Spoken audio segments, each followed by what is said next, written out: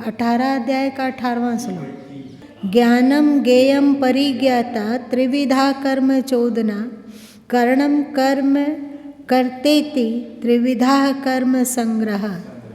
अब मान लीजिए कि अभी बता रहे हैं, ये एक डब्बा है, ये क्या है? ये गे है, इसमें इलायची है, ये क्या है? ये ज्ञान हो गया। ये डब्बा है, इसमें इलायची है। ये डब्बा सुंदर है या बदसूरत है? ये क्या है? ज्ञान है। इस डब्बे को हम, इसमें क्या रखा हुआ है, इसका क्या उपयोग है, इसको भी ये ज्ञान और ज्ञ मिला हुआ और ज्ञाता हुआ जो इस बात को जान रहा है। हाँ, जानने वाले बने, ये डब्बा गे बन गया।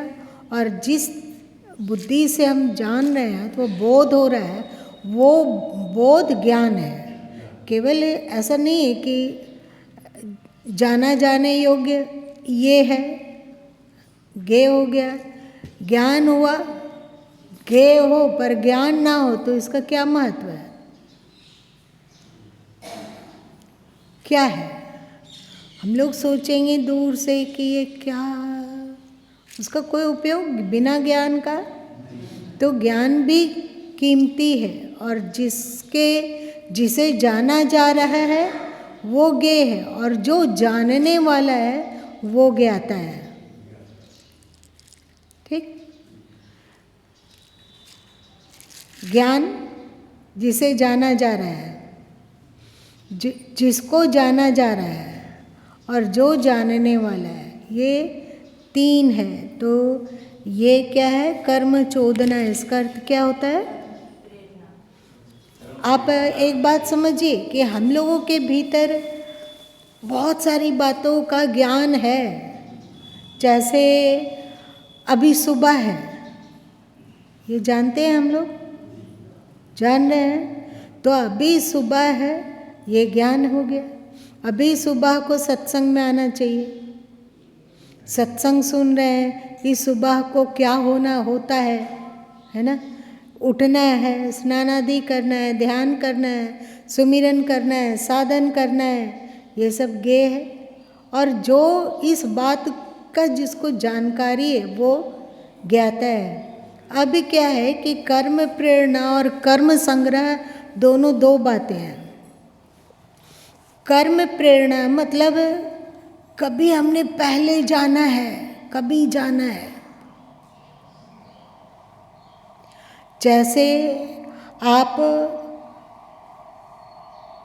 क्योंकि सदियों से आपके मन में है कि अब मेरा उम्र 23 साल हो गया, 25 साल हो गया, 28 साल हो गया, 30 साल हो गया, है ना? अब विवाह करना है।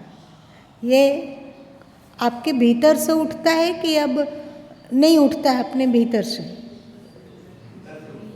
भीतर से उठता है ना कि अब मेरा उम्र हो गया, विवाह करना है। ये कहाँ से आ रहा है? कभी न कभी हम लोग उस उम्र में जाके विवाह किए हैं, उस उम्र में जाके विवाह किए हैं, तो उसका आपके भीतर उसका संस्कार है। तो जैसे ही उम्र बढ़ा, मैच्योरिटी आई, तो अपने आप स्वाभाविक ही लगता है कि देर हो रहा है, अभी तक विवाह नहीं हुआ। अब ऐसो दिमाग विपरीत शरीर की ओर आकर्षित होने लगा। सही, विपरीत शरीर की ओर आकर्षित होने लगा। अभी तो आप किसी से अगर कोई कहे आपको कि आप 1 घंटा तक बातचीत करिए अपने माँ बाप से, अपने भाई बहन से, तो आप आसान है 1 घंटा बात करना? क्या मोबाइल में कौन बात कर सकता है 1 घंटा? लेकिन जब विवाह तय हो गया तो आप 1 घंटा क्या 2 घंटा तक भी बात कर सकते हैं। अभी विवाह हुआ नहीं है, होने वाला और आपको छूट मिली हुई है, तो आप मज़े से घंटों घंटा बिता रहे हैं। अभी आपको कोई कहे कि अब 1 बज रहा है रात को, 1:30 बज रहा है, और चलो हम लोग सब मिलके आज कीर्तन करते हैं, तो तुम लोग क्या कहोगे? क्या कहोगे बोलो? अरे रात में तो सोने दो, सुबह करते हैं ना, अभी बहुत नींद आ रही है, सो जाते हैं। और वही अभी विवाह जिससे पक्का हुआ है, उसका फोन आ गया, तो आप क्या करोगे? सीधे फिर मोबाइल में चिपकोगे, कब 4 बज गया सुबह आपको पता भी नहीं चलेगा। और उसके बाद जब 3 घंटा 4 घंटा मगजमारी हो गया, उसके बाद फिर आप सो जाओगे, उस पर 9 बजे उठोगे, है ना? तो ये सब अंदर से आ कहाँ से रहा है? आकर्षण हो कहाँ से रहा है? इस जन्म में तो अनुभव नहीं किया गया कि आकर्षण होता है, पर अंदर में जो आकर्षण की ओर धकेलने वाली बात है, कोई तो है जो पहले इन सब बातों को जाना है। सही? उन बातों को जाना है, तो उन बातों को जाना है तो वो अंदर से विगत संस्कारों का जो स्टोर है वो प्रेरित करने लग जाता है, कस के प्रेरणा देने लगा कि नहीं, ये हमें मिलना चाहिए, ये हमें प्राप्त करना है, ये प्राप्त करने में विलंब हो रहा है, ये चीज़ हमारे पास आनी चाहिए। आप कोई भी बच्चा है, अब बेटियां भी, कोई भी बच्चा है, जब उसका पढ़ाई पूरी हो जाती है तो उसके भीतर आता है कि हमें अब जॉब को ढूंढ लेना है, देर ना हो जाए, तो जॉब के लिए वो ट्राई करने लगता है। कहीं ना कहीं तो पैसा कमाने का उसके भीतर संग्रह है ना? तो उसके कारण वो पैसे के लिए सोचता है। अब विवाह हो गया, पैसे कमा लिए, घर बना लिए, तो तीसरी इच्छा जागती है, संतान होना चाहिए। हम लोग तो जानते नहीं है कि संतान होने पर संतान में क्या मजा है, क्या सुख है, इस जन्म में तो जानते नहीं है। जब तक हम निसंतान हैं तब तक हम लोग को अनुभव जन्म से था कि बड़े होंगे तो हमको संतान चाहिए। तो कहीं ना कहीं कुछ है जमा जो आपको एकदम प्रेरित करेगा, संतान संतान संतान संतान संतान चाहिए, संतान चाहिए, ये प्रेरणा है। आप विगत जन्मों में अपने भीतर चटोरापन का संस्कार बनाए हैं, मान लीजिए, अथवा इस जन्म में आप बचपन में कोई चीज़ खाएं, 2 बार खा लिए, 4 बार खाएं, 8 बार खाएं, 10 बार खाएं, तो वो क्या होता है? आप लोगों को कभी पता, इस पर गौर किया? क्या होता है? वो संस्कार संग्रहित हो जाता है। अब कुछ भी खा के देख लो, आप गर्मी के दिनों में प्रतिदिन एक कुल्फी खाओ, उसके बाद क्या हुआ? वो आपके भीतर संग्रह हुआ, संग्रह हो गया ना? वो संग्रह हुआ। आप जिस दिन कुल्फी नहीं खाओगे उस दिन लगेगा अरे बहुत लगता है कि, और जैसे ही सड़क से निकले, सड़क में दुनिया भर की चीज़ें हैं, लेकिन आपकी दृष्टि टिकेगी कुल्फी वाले के। ये कौन था जो आपको प्रेरित कर रहा था? कौन था? कर्म संग्रह। आपने जो किया, आपने जो किया, वो आपने जो आदत बटोरी, आपने जो संस्कार बनाया, आपने जो खाया पिया, आपने जो देखा, आपने जो भोगा, आपने जो जाना, वो सब के सब हम लोग के भीतर जमा है। और ये जमा कैसे होता है? यही ज्ञान ज्ञाता और ज्ञेय की त्रिपुटी जब मिली हुई है वहाँ, तो फिर ये हम लोगों के भीतर जमा हो जाता है और वो हमें प्रेरणा देने लग जाता है। सही? आपके भीतर जो संग्रह था उसके अनुरूप आज तक आपके जीवन में प्रेरणा मिलती रही। लेकिन आपसे किसी में विलक्षणता है तो उनको अपने जो उन्होंने कर्म संग्रह किया है उसके अनुसार उनको प्रेरणा मिलेगी। सही? जैसे आप एक उदाहरण गुरु माँ को देख लो तो पक्का है कि गुरु माँ ने कुछ अलग ही कर्म संग्रह किया होगा। सही ना? ऐसा तो है नहीं कि गुरु माँ बचपन में कोई घर में और लोग विरक्त थे अथवा ज्ञानी थे अथवा भक्ति भाव में लगे थे अथवा संन्यास की ओर उनकी प्रवृत्ति थी, उसको देख देख कर सीख जाया गया, ऐसा तो कुछ नहीं था। तो ये भक्ति की प्रेरणा अथवा ज्ञान की प्रेरणा अथवा त्याग की प्रेरणा मिल कहाँ से रही थी? वही कर्म संग्रह।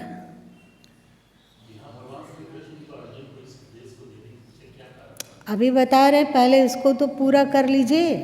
ये बहुत ही कीमती तथ्य है ये श्लोक। समय समाप्त हो गया। जो भी हम लोगों ने कर्म संग्रह किया ज्ञान के द्वारा, ज्ञेय के द्वारा, ज्ञाता के द्वारा, इन तीनों के सम्मिश्रण के द्वारा, वैसा हम लोगों को प्रेरणा मिलती है, कर्म करने की प्रेरणा मिलती है। और फिर कर्म करने की जो प्रेरणा है वो उस ज्ञाता ज्ञेय और ज्ञाता के अनुसार, ज्ञान ज्ञेय और ज्ञाता के अनुसार मिला। अब उसको कर्म में कौन उतरेगा? तो वो उसके लिए श्री कृष्ण कहें कर्णम कर्म करते थे त्रिविधा कर्म संग्रह। वो कर्म, कर्ता और करण, इन तीनों के द्वारा फिर उस कर्म प्रेरणा को, अब हमारे विवेक पर निर्भर है। ये मनुष्य जीवन की अनमोलता है। पशु लोगों में, पक्षी में, कीड़े मकोड़े में, सर्प में, मछली में, अजगर में, मच्छर में, खटमल में, सब में प्रेरणा तो मिल रही है। तो प्रेरणा के अनुसार ही उनकी प्रवृत्ति होती है। लेकिन हम इंसान हैं, मनुष्य हैं, इसीलिए तो मानव जीवन को दुर्लभ बताया गया। अब आपने कुछ ऐसा अपने भीतर संस्कार का संग्रह किया है, आपने ऐसे स्वभाव को इस अपने भीतर संग्रह किया है, वो संग्रह आपको उस चीज के लिए धक्का मार रही है। वो संग्रह आपके उस ओर प्रवृत्त करने हेतु आपको धकेल रहे हैं। लेकिन अब आपको सोचना है कि जो कर्म संग्रह पहले हुआ है उसके द्वारा हमको कर्म प्रेरणा मिल रही है, पर वो हितकारी है कि अहितकारी है, वो सही है या गलत है, वो हमें नरक की ओर ले जाएगी या सुखी बनाएगी, उसके द्वारा होगा क्या, ये सोचने का अधिकार। अब किसी ने चोरी का कर्म संग्रह किया है तो उसके भीतर स्वाभाविक ही चोरी की प्रेरणा जागेगी, धक्का मिलेगा उसको कि करो करो, देखो यहाँ पर रखा हुआ, उठा लो इसको। अब आप इंसान हैं, आप पशु होते तो यदि यहाँ पे रोटी रखी हुई हो तो डॉग मेहरा जाएंगे और वे चुपचाप उठा के चल देंगे। उनमें रोकने की क्षमता नहीं है। पर आप इंसान हैं तो आप इंसान हैं तो सोचेंगे कि ठीक है कि हमें ये कर्म प्रेरणा मिल रही है, पर ये धर्म संगत है क्या धर्म युक्त है? इसे मानव समाज में अव्यवस्था फैलेगी या व्यवस्थित होगा? रीत क्या कहता है, कानून क्या कहता है, ये सोचने का है ना। सोचने की क्षमता है हम लोगों में तो उसमें से हम चयन कर सकते हैं। ये मानव जीवन का कीमत है, अनमोलपना है। हम बिल्कुल जैसे आप लोग चावल चुनते समय एक बार जरूर देख लेते हो कि कंकड़ कीड़ा तो नहीं है, जो रहता है तो उसको निकाल फेंकते हो, वैसे इसकी प्रेरणा को हम अपने जीवन में अप्लाई होने दें या नहीं होने दें। हम उस ओर कर्म में बढ़े, हमारी करण उस ओर ललके या नहीं ललके, ये हम डिसीजन करेंगे। और यदि उस ओर हम प्रवृत्त हो जाते हैं तो फिर से ये जो कर्म है वो कर्म संग्रह बन जाएगा। ये दोनों का अनुनाश्रय संबंध है, कर्म प्रेरणा और कर्म संग्रह। कर्म संग्रह किससे हो रहा है? इससे, देखिए, करण से, कर्म से और कर्ता से। करण मतलब ये सब इंद्रिया जिसके द्वारा कर्म जिया जाता है। तो हम लोगों के 10 इंद्रियां हैं, आँख, कान, नाक, मुंह, त्वचा, हाथ, पैर और जिह्वा, और साथ साथ में गुद और उपस्थ, ये 10 इंद्रियां हैं, ये करण है। इसके आगे 4 और करण है, वो है मन, बुद्धि, चित्त और अहंकार। ये 14 करण है जिसके द्वारा कर्म होता है। और इन 14 के द्वारा हम जो भी कर्म करेंगे वो कर्म संग्रह बन जाएगा। और जैसा कर्म संग्रह होगा उस तरह फिर से कर्म प्रेरणा मिलने लगेगी। चक्र है, चक्र है। आज आप इस जन्म में सत्संग की आदत लगा रहे हैं, ज्ञान की आदत लगा रहे हैं, उदारता की आदत लगा रहे हैं, सेवा भाव की आदत लगा रहे हैं, अध्यात्म की आदत लगा रहे हैं, सदकर्म की आदत लगा रहे हैं, तो जहाँ जाएंगे आप जन्म लेंगे तो आपके भीतर से वैसा ही प्रेरणा मिलने लगेगा। आप जहाँ देखोगे कि कहीं सत्संग की चर्चा चल रही है, कहीं ज्ञान की चर्चा चल रही है, कहीं कबीर बानी की चर्चा चल रही है, कहीं पे गीता की चर्चा चल रही है, कहीं वेद उपनिषद की चर्चा चल रही है, तो आपके कान खड़े हो जाएंगे। आप जहाँ चाहोगे,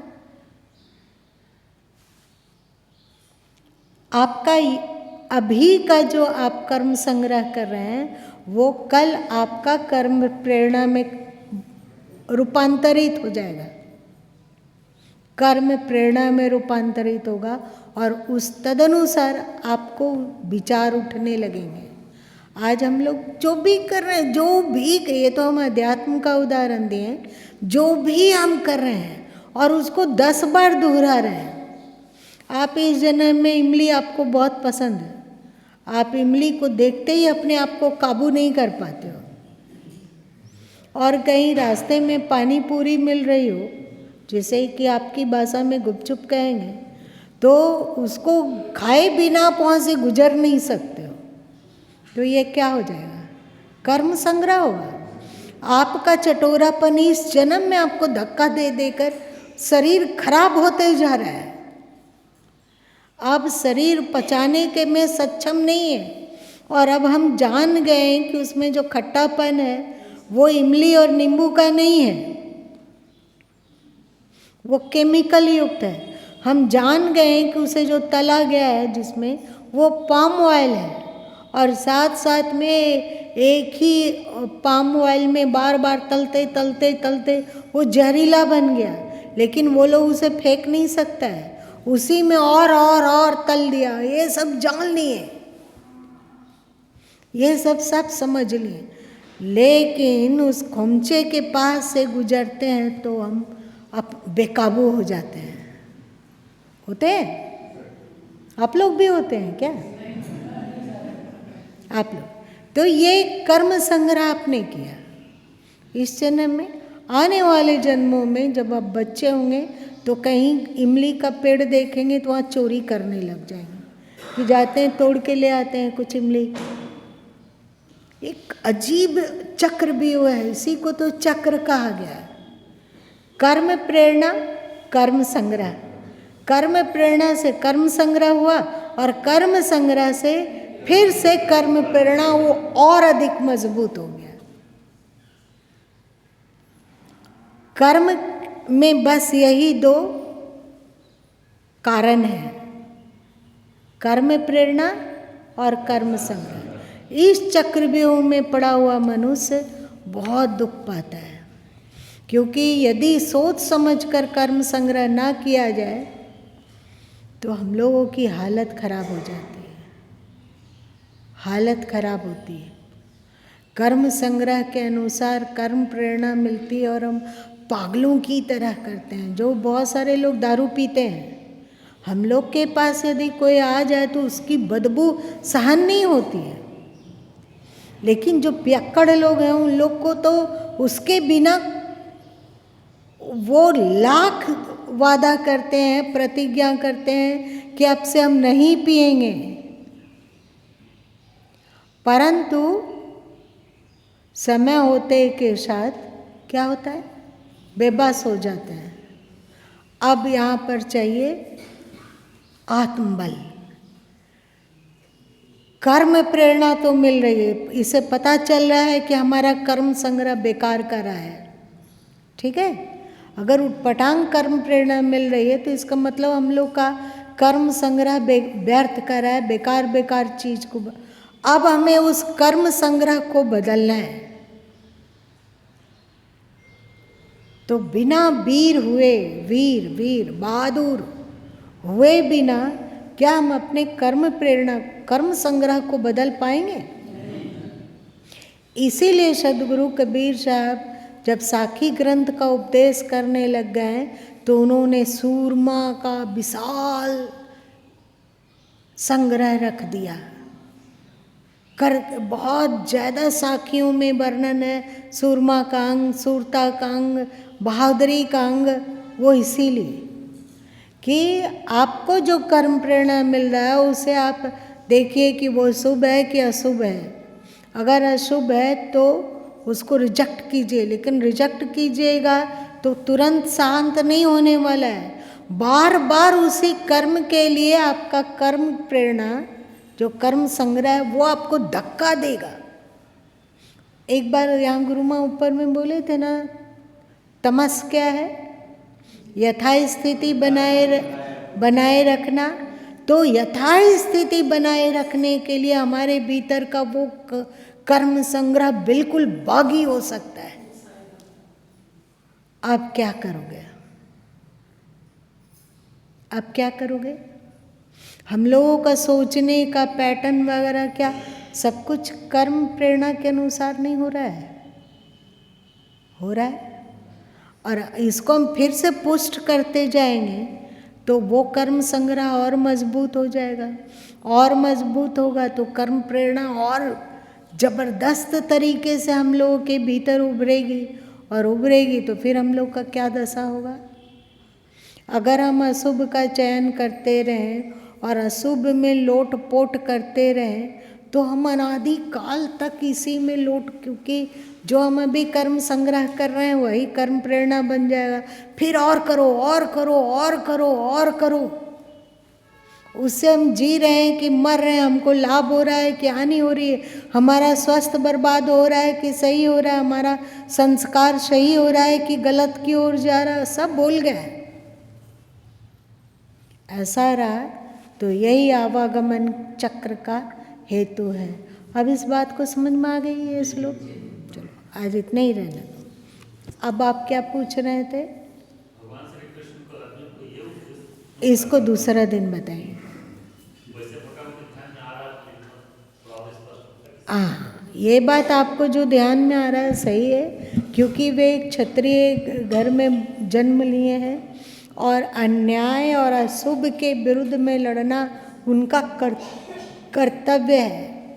तो अभी कायरता और मोह के कारण वे इससे उपरत हो रहे हैं कि हमें नहीं करना है, पर श्री कृष्ण का कहना है कि तुम्हारा कर्म प्रेरणा, कर्म संग्रह इतना मजबूत है कि तुम विवश होकर युद्ध करोगे। तो वो युद्ध करने की जो तुमको प्रवृत्ति है, ये प्रवृत्ति तो रहेगी, पर इस प्रवृत्ति को अन्याय के विरुद्ध उपयोग करना,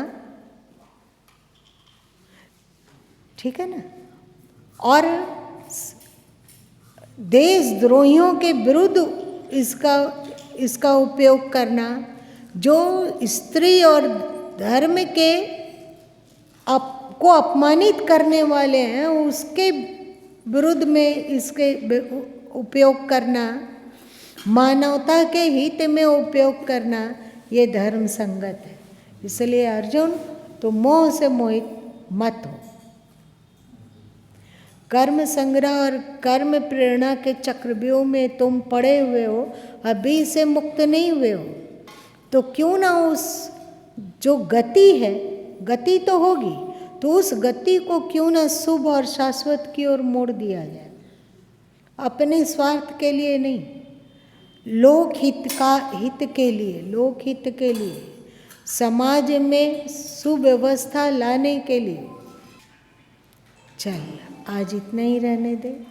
दिमाग में धंसी या क्लिष्ट होने के कारण गुरु माँ में वो कहाँ से आ रहा होगा।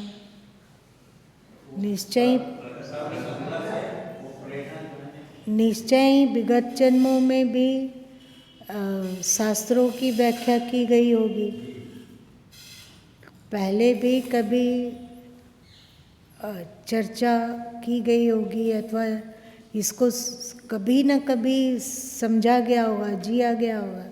इसीलिए कितना कर्म प्रेरणा और कर्म संग्रह कैसा है। आज गुरु माँ को लगता है कि नहीं, ज़्यादा से ज़्यादा लोकोपकारी और देश हितकारी कार्य किया जाए। ये आ कहाँ से रहा है? वही कर्म संग्रह, और उसमें आप लोग अभिरुचि ले रहे हैं, तो ये आ कहाँ से रहा आप लोगों में? बस वही बात है।